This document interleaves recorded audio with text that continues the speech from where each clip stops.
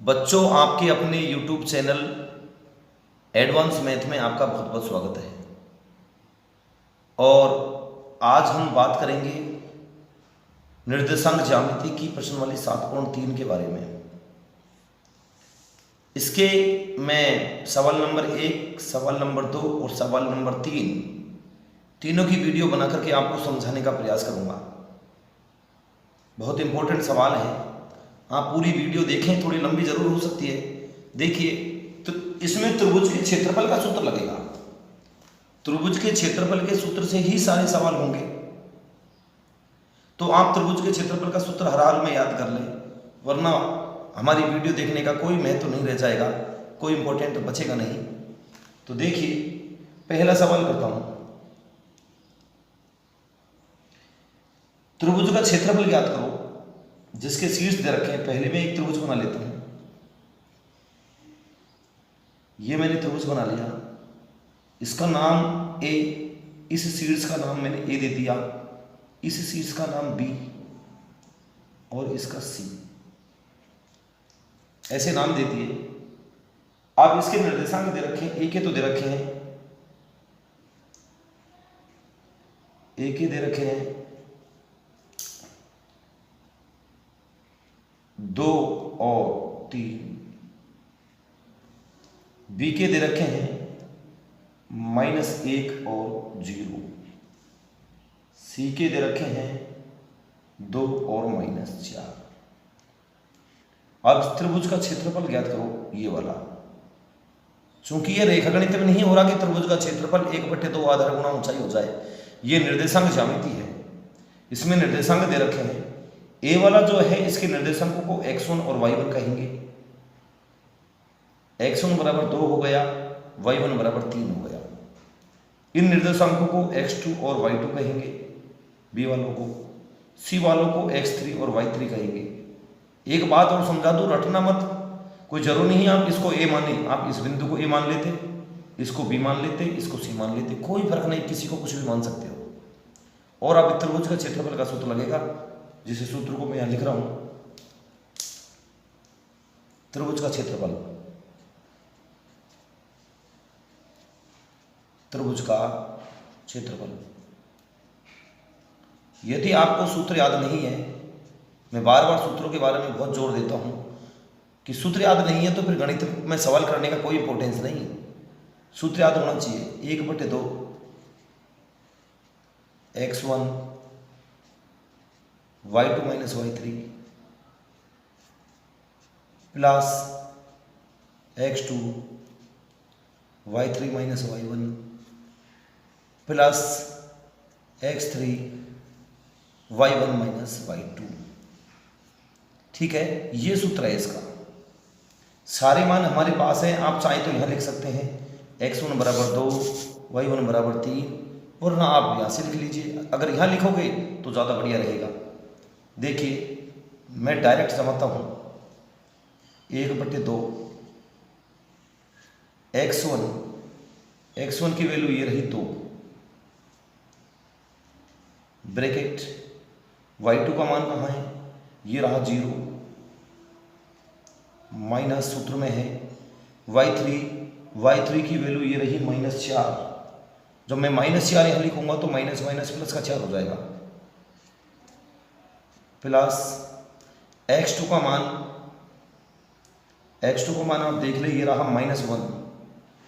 तो मैं डायरेक्ट इसको -1 लिख देता हूं, प्लस माइनस माइनस हो जाएगा। y3 का मान -4 है, माइनस सूत्र में है माइनस। अब y1 का मान देखो, y1 का मान ये रहा 3, प्लस x3 का मान 2 है, y1 - y2, y1 का मान 3 है, माइनस y2 का मान 0 है। इस तरह से आप सारी वैल्यूओं को इसमें रख लेंगे और सवाल को सॉल्व कर लेंगे, बस फिर हमारा उत्तर आसानी से आ जाएगा, कोई दिक्कत नहीं है। 1/2 2 है, जीरो में 4 को ऐड करेंगे तो 4 आएगा, -1 है, -4 और माइनस के 3 माइनस के 7 हो गए। ज़्यादातर बच्चे इसको गुणा करते हैं, यहाँ गलती करते हैं। ये गलती ना करें आप लोग, इनको जोड़ना है। समान चिन्हों की संख्याएं हमेशा जुड़ती है, कोई गुणा का चिन्ह नहीं है बीच में कि आप इनको गुणा करके माइनस माइनस प्लस कर दो। +2, 3 में से 0 घटाएंगे तो 3 ही बचेगा। देखिए 1/2, 4 गुणा 2 करेंगे तो 8, -1 कोष्ठक का मतलब गुणा होता है, और -7 तो माइनस माइनस तो प्लस हो जाएगा, 7 एकम 7 और 3 दूनी 6। जोड़ लें 8 + 7 + 6, ये आएगा 21, बटे में 2 दे रखा है, और वर्ग इकाई यही क्षेत्रफल है, यही इस त्रिभुज का क्षेत्रफल है। इस तरह से इस सूत्र की सहायता से, सूत्र याद करना है, आप निर्देशांक ज्यामिति में त्रिभुज का क्षेत्रफल आसानी से ज्ञात कर सकते हैं। ठीक है, उसके बाद में दूसरा सवाल बता रहा हूँ, बहुत इंपॉर्टेंट है। के का मान कई बार एग्जामों में पूछा है। वैसे तो पहला वाला जो किया है वो भी इंपॉर्टेंट है, लेकिन ये कुछ ज़्यादा बार पूछा जाता है, इसलिए देखिए मैं इसको बताता हूँ। के का मान पूछा है इसने। एक तो मैं सररेख होने के बारे में थोड़ा समझाता हूँ, सररेख क्या होता है। जैसे मान लो ये 3 बिंदु है, और ये 3 या 3 से अधिक बिंदु यदि एक ही रेखा पर आ जाते हैं, जैसे इस बिंदु को मैंने ए नाम दे दिया, इस बिंदु को बी और सी, यदि 3 या 3 से अधिक बिंदु एक सीधी रेखा में आ जाते हैं तो वो बिंदु सररेख बिंदु कहलाते हैं, और इनसे रेखा बनती है, त्रिभुज नहीं बनता। अब त्रिभुज कैसे बनेगा, ये तो एक ही सीधी रेखा में है। यदि इनमें से एक भी बिंदु टेढ़ा हो जाता है, अब रेखा नहीं बनेगी सीधी। देखो कहाँ बनेगी सीधी, यूँ जाएगी सीधी, तो ये बिंदु बच जाएगा। तीनों नहीं आ सकती, यूँ खींचोगे तो ये बच जाएगा। अब इससे त्रिभुज बनेगा, तब त्रिभुज का क्षेत्रफल 0 नहीं होगा, चाहे छोटा ही बनो लेकिन बनेगा त्रिभुज। तो ये कह रहा है कि तीनों बिंदु सररेख हो। सररेख का मतलब एक सीधी रेखा में हो। सीधी रेखा में होने का मतलब है कि त्रिभुज का जो क्षेत्रफल है वो 0 होगा, और इसी सूत्र से होगा हमारा सवाल। सररेख होने का प्रतिबंध, रटे ना समझे। सररेख होने का प्रतिबंध जो होता है वो ये होता है, दो बिंदुओं के बीच की दूरी में तो हम दूसरा सूत्र लगाते हैं, AB + BC = AC। मैंने सूत्रों की वीडियो पहले बना दी है, आप और बहुत बढ़िया ढंग से बना करके आपको समझाने का प्रयास किया है, आप देखें। सररेख होने का प्रतिबंध होता है त्रिभुज का क्षेत्रफल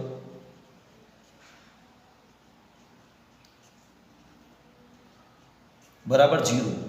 यानी कि हमने ऊपर जो त्रिभुज का क्षेत्रफल का सूत्र लिया है ये वाला, इसको हम बराबर 0 लिखेंगे, और जब बराबर 0 लिखेंगे तो ये 2 भाग में है, ये गुणा में इधर चले जाएगा, क्योंकि ये बटे में है, 1/2 भाग में गुणा में जाएगा 0 के पास और 0 हो जाएगा। तो मैं अब इसका डायरेक्ट सूत्र लिखता हूँ। सररेख होने के लिए डायरेक्ट सूत्र याद करें, आप सूत्र को डायरेक्ट ही लर्न करें। सररेख होने के लिए सूत्र होता है 1/2, 1/2 तो हट जाता है, x1 y2 - y3 plus x2 y3 - y1 plus x3 y1 - y2 बराबर 0। ये वाला सूत्र सररेख के लिए काम में ले। इसने बिंदु दिया है 7 - 2, यानी कि x1 तो है 7 और y1 है हमारा -2, x2 बराबर दिया है 5। सवाल में दे रखे हैं, आप देख सकते हैं, बुक को लेकर के बैठे हैं, सवाल पढ़ें जब। और y2 का जो मान दे रखा है वो 1 दे रखा है, x3 का जो मान दे रखा है 3 है, और y3 का जो मान है वो k है। इस k के बारे में उसने पूछा है, इस k की वैल्यू बताओ। सॉरी, इसी k की वैल्यू हमें निकालनी है। चूंकि हम इस फॉर्मूले का यूज करेंगे, इसमें सारी वैल्यूज को रखेंगे और आंसर ला देंगे, तब जाकर के k की वैल्यू फाइंड आउट हो जाएगी। देखो सबसे पहले x1 की वैल्यू है 7, y2 1 माइनस y3 की है k प्लस x2 की वैल्यू 5। मैं कुछ नहीं कर रहा, इस फॉर्मूले में वैल्यूज को जमा रहा हूं। y3 फिर k आ गया माइनस y1 -2 है तो माइनस माइनस प्लस हो जाएगा, क्योंकि ये माइनस तो सूत्र का है और y1 के साथ एक माइनस और है तो ये प्लस का हो जाता है भाई। प्लस x3 की वैल्यू 3 है, y1 -2 माइनस y2 कहाँ है, सॉरी y2 का मान 1 है तो हम 1 रख देंगे और बराबर में 0 दे रखा है। गुणा करेंगे 7 को 1 से करेंगे तो 7 1 7 को k से करेंगे, माइनस का चिन्ह और है तो 7k प्लस 5 को k से करेंगे तो 5k, अब 5 को 2 से करेंगे तो 5 दूनी 10। इसको देखिए माइनस का 2 और माइनस का 1 माइनस का 3 हो गया, 3 इसके गुणा में दे रखा है तो माइनस के 9 हो जाएंगे बराबर 0। ठीक है, देखिए माइनस के 7 के हैं, प्लस के 5 के हैं और के की कोई राशि नहीं है यहाँ पर तो माइनस के 2 के बचे। देखिए प्लस का 7 है और प्लस का 10 है तो प्लस का तो हो गया 17, माइनस के हमारे पास है 9 बराबर 0। ठीक है, चूंकि हमें के की वैल्यू निकालनी है इसलिए हम 17 माइनस 9 को यहीं घटा देते हैं एक बार तो, -2k प्लस के 17 हैं माइनस के 9 हैं तो प्लस के 8 बच गए, क्योंकि प्लस की राशि ज़्यादा है ना 17 तो प्लस के 2 बचेंगे। ठीक है, उसके बाद में 8 को इधर भेज देंगे, -2k बराबर -8, माइनस से माइनस कट गया, 2 और k के बीच में गुणा का चिन्ह है, भाग में आ जाएगा तो k बराबर 8 भाग 2 बराबर 4। आप लिख देंगे अतः k का मान 4 होगा। ओके, इस तरह से आप इस दूसरे सवाल को पूरा करेंगे। देखिए एक मैं बहुत इंपॉर्टेंट तीसरा सवाल बता रहा हूँ आपको, कई बार एग्जामों में देखा गया है इसको। आप वीडियो को पूरा देखें, लंबी हो सकती है लेकिन वैल्यूएबल है, आपके लिए बहुत कीमती है। आप बीच में छोड़ करके कहीं नहीं जाइएगा, क्योंकि स्टडी से, पढ़ाई से अच्छी कोई चीज़ नहीं है। पढ़ाई सबसे इम्पोर्टेंट है दुनिया में, इससे ज़्यादा समय किसी चीज़ को ना दिया जाए।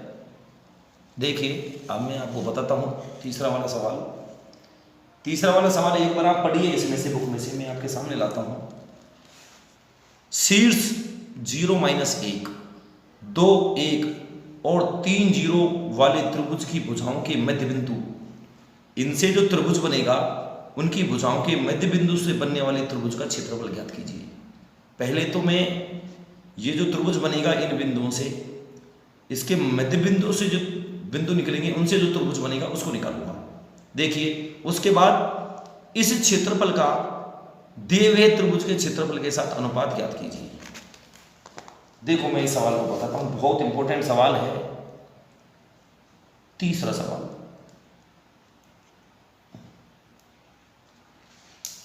मैं पहले इस त्रिभुज को बना लेता हूं, त्रिभुज बनाए बगैर ये सवाल नहीं होगा। खूब बड़ा बनाता हूं क्योंकि इसी का काम है इसमें। ये लो मैंने त्रिभुज बना लिया है ए बी एंड सी। ए के निर्देशांक किसने दे रखे हैं, इसके शीर्ष के निर्देशांक, शीर्ष ये होता है 0 - 1। बी के निर्देशांक दे रखे हैं 2 और 1। सी के निर्देशांक दे रखे हैं 0 और 3। ठीक है। इसने कहा है इस त्रिभुज की भुजाओं के मध्य बिंदु, चूंकि हम जानते हैं इस त्रिभुज की त्रिभुज में कोई भी हो उसमें 3 भुजाएं होती हैं। एक भुजा ये रही, एक भुजा ये रही और एक भुजा ये रही। माना इस भुजा का मध्य बिंदु ये रहा, अनुमान से ही मान लेते हैं, कोई नापना थोड़ी है। और इसको नाम दे दिया हमने ए बी सी, के बाद हमने इसको नाम दे दिया डी। नाम कुछ भी दे लेना, इसको कहेंगे ई। मध्य बिंदु है ये, इसने मध्य बिंदु की बात करी है। जैसे इस भुजा का मध्य बिंदु हमने ये मान लिया, इसको नाम दे दिया एफ। चूंकि ये मध्य बिंदु है तो मध्य बिंदु का सूत्र होता है हमारे पास। अब इसके निर्देशांक निकालने हैं, इस बिंदु डी के, ई के भी निकालने हैं, एफ के भी निकालने हैं। तो देखो सूत्र लगेगा एक मध्य बिंदु का, जो आपको मैं पहले पढ़ा चुका हूं। मध्य बिंदु, इसका जो सूत्र होता है वो ये होता है x1 प्लस x2 बटे 2। ये x बराबर होता है, पहला वाला x ही होता है, दूसरा होता है y1 प्लस y2 बटे 2। थोड़ा बड़ा सवाल है लेकिन बहुत इंटरेस्टिंग भी है। अब हम ए बी भुजा का मध्य बिंदु निकालेंगे। ए बी भुजा का जो मध्य बिंदु डी है, इसके निर्देशांक निकालेंगे। तो देखिए ए बी भुजा के लिए कर रहे हैं हम काम। ए बी भुजा के लिए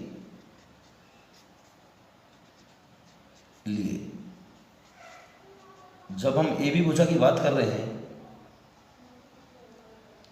इसका मध्य बिंदु निकाल रहे हैं, ए ये रहा, तो x1 बराबर तो हो गया 0।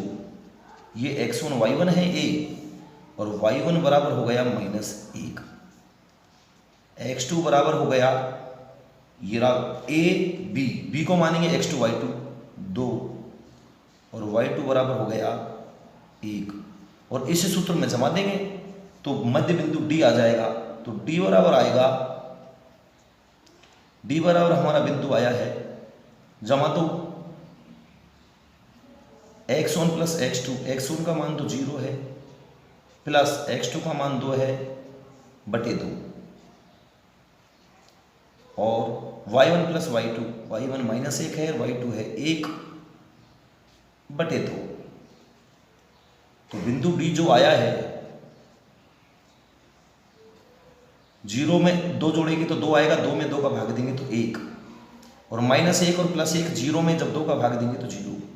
ये बिंदु डी आ गया 1 और 0, 1 और 0। ठीक है। इसी तरह से बिंदु ई निकाल लेंगे। बिंदु ई निकालने के लिए देखो, मैं बिंदु ई और निकाल देता हूं। बिंदु यहां निकाल रहा हूं, बिंदु ई, जैसे भुजा बीसी से निकलेगा बिंदु ई के लिए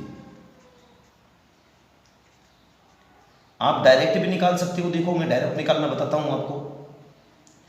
जैसे आपको ई बिंदु निकालना है, बीसी भुजा से निकलेगा, तो इसको मानो x1, इसको y1, बीसी है ना, बी को x1 y1 और सी को x2 y2, निकल जाएगा। और ये सूत्र लगा दो, x1 प्लस x2, तो x1 है 2, x2 है 0 बटे 2, और y1 प्लस y2 बटे 2।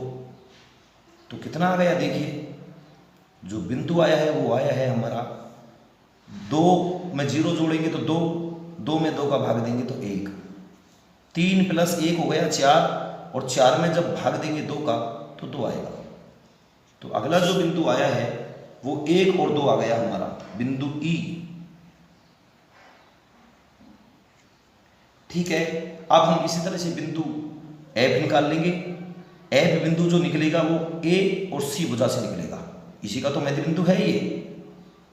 तो ए को मान लेंगे x1 और y1, और सी को मान लेंगे हम x2 y2। तो देखो बिंदु एफ के लिए आप डायरेक्ट ही निकालें इस तरह से, इसी सूत्र का प्रयोग करेंगे। x1 प्लस x2, x1 का मान तो है 0, प्लस x2 का मान कितना है, ये भी 0, बटे 2 और y1 प्लस y2 बटे 2, तो y1 का मान है -1 प्लस और y2 का मान है 3 बटे 2। तो कितना बिंदु आया हमारा, ये तो आया 0 में, जब 2 का भाग देंगे तो 0, माइनस का 1 है, प्लस का 3 है, तो 2 बचे और 2 में 2 का भाग देंगे तो 1। इस तरह से ये जो बिंदु आया है हमारा, ये आया है 0 और 1। अभी तक हमने मध्य बिंदु निकाले हैं। अब इन मध्य बिंदुओं से जो त्रिभुज बनेगा, देखो इन बिंदुओं को मिला दो आपस में, ये मिला दिया, ये मिला दो और ये मिला दो, ये त्रिभुज बना। तो इस त्रिभुज का क्षेत्रफल निकालने की कह रहा है, बस त्रिभुज के क्षेत्रफल के सूत्र से निकल जाएगा। तो बिंदु डी तो क्या है हमारा, बिंदु डी जो है ये रहा, डी ई एफ त्रिभुज है हमारा, डी ई एफ का क्षेत्रफल निकाल रहे हैं हम, का क्षेत्रफल।